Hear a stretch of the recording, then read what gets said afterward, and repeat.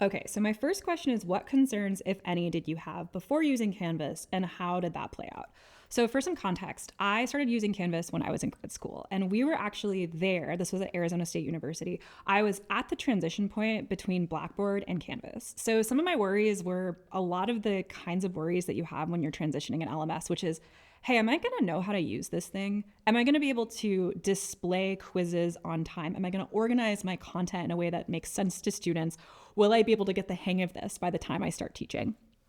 So those were a lot of the concerns that I had. Now, for me, because I was still in grad school, it's kind of hard to gauge how much of that was anxiety about teaching versus anxiety about an LMS in general.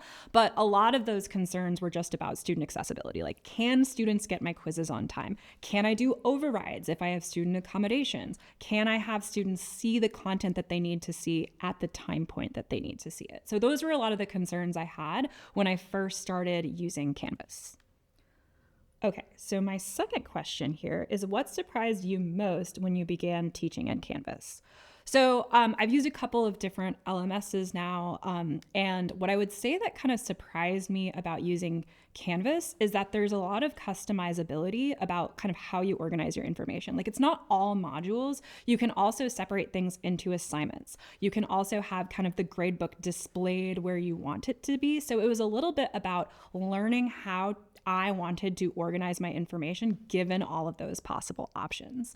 I thought that was both kind of maybe sometimes a challenge to initially learn, but then really, really cool when I got into being able to customize how I thought students would be able to best kind of look at my data.